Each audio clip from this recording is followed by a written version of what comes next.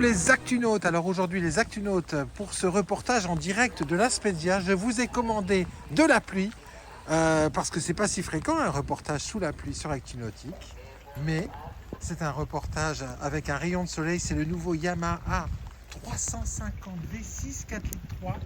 Rencontrons tout de suite Xavier Angelbert, responsable technique régional chez Yamaha Marine France, pour nous présenter ce tout nouveau moteur. Bonjour, bonjour Xavier. Bonjour Nicolas, merci pour la météo Nicolas. Elle était commandée à l'arrivée au bon moment. Merci. Voilà, on apprécie tous ces conditions hivernales sur l'Aspedia.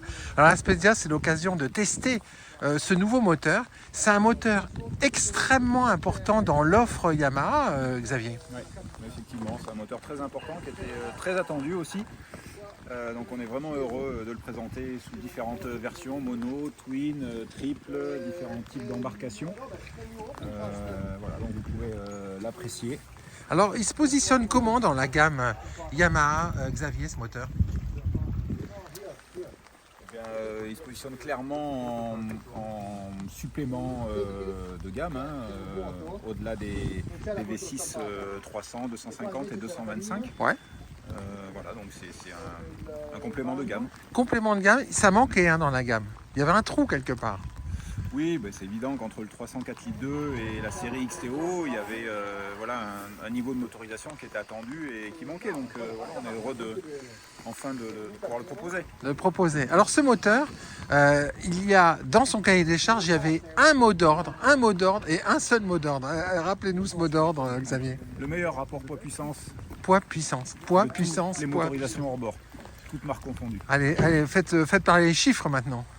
On est à 4 à 5 kg de plus qu'un V6 4 litres 2 300 chevaux, ouais. Pour 50 chevaux de plus. Donc c'est énorme le gain en termes de rapport poids-puissance. Et sur le marché des 350 chevaux, là vous gagnez au minimum 25 kg par rapport aux compétiteurs. Oui, 25, 30, voire 50 kg. Voire 50 kg. Il est vraiment très bien placé sur le rapport poids-puissance. Alors justement, ce poids-puissance, là on le voit sur différents types de bateaux, de l'open, comme ce Cap Camara Jeannot ici en double motorisation, ce Tempest 900 ici en single motorisation. C'est un moteur qui est assez polyvalent, c'est-à-dire qu'il va pouvoir aussi bien propulser un beau semi-rigide qu'un gros cabine cruiser en double ou triple motorisation. Oui, parce qu'effectivement, il faut bien retenir que ce n'est pas un super 300, c'est-à-dire que ce n'est pas un 300 poussé. Il y a eu un vrai développement, c'est pas le même vilebrequin, c'est pas les mêmes arpacam, c'est pas les mêmes soupapes. C'est pas la même longueur, c'est pas la même, voilà, c'est pas la même course. On a plusieurs courses, donc on a été allé chercher du couple. C'est pas la même admission, donc il y a un vrai développement moteur. Et du coup, ça va nous permettre effectivement de répondre à plusieurs usages. Plusieurs usages. Ce moteur, il est là, on l'essaye sur l'Aspedia, il est d'ores et déjà disponible. J'imagine que ça va rentrer en partenariat avec certains constructeurs, parce que ça manquait ça aussi dans vos gammes. Au niveau des chantiers. Ouais, au niveau des chantiers. Bien sûr. Oui, bien sûr, c'est un moteur attendu. Alors vous parliez rapidement des différences techniques. Quels ont été les axes de travail, de développement technique sur ce moteur? L'idée c'était de proposer 350 chevaux.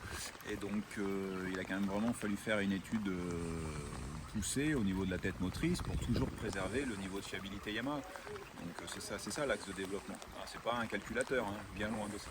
Vous avez aussi une chose qui est hyper importante, et je tiens à le souligner, les Actunautes, notez ça, c'est l'évacuation des gaz d'échappement en marche arrière. Alors là, vous avez fait un truc qui est hyper important, et auquel il faut faire attention quand on achète un moteur. Oui, parce qu'en fait l'idée c'est de ne plus brasser les gaz d'échappement quand on fait marche arrière. Quand on est sur un échappement au centre d'hélice en moyeu. Dès qu'on accélère, les gaz d'échappement passent par le centre d'hélice. Donc forcément en marche arrière, on va les rebrasser. Donc on perd du grip sur les pales en marche arrière. Et Yamaha a un système très simple lié à la compensation des pressions, où en fait les gaz d'échappement vont passer par-dessus la plaque anti-cavitation jusqu'à à peu près 3000 tours. Du coup on a du frein, du coup on est efficace sur les latéraux avec le joystick. Du coup c'est très efficace et ça permet d'améliorer la manœuvrabilité. Ça c'est un point hyper important, parce que c'est pas si fréquent. Non, avec Yamaha. Fallait que je le place. Ah, il fallait le dire, mais c'est dit. Les actunotes, on s'en comprend quand même. Il pleut tellement qu'il faut se faire plaisir quand même. Alors, quelles sont les performances sur un Tempest 900 que l'on voit juste derrière? Quelles sont les performances sur ce type de bateau avec le 300 au tableau arrière? Alors, j'ai pas encore eu la chance de l'essayer. Ouais. Globalement, Non, mais j'imagine qu'on sera toujours entre 3 et 4 nœuds de mieux qu'un 300. d'accord. Hein, selon les combinaisons. Mais oui, voilà, ça dépend des combinaisons. Mais l'idée, c'est plus de couple.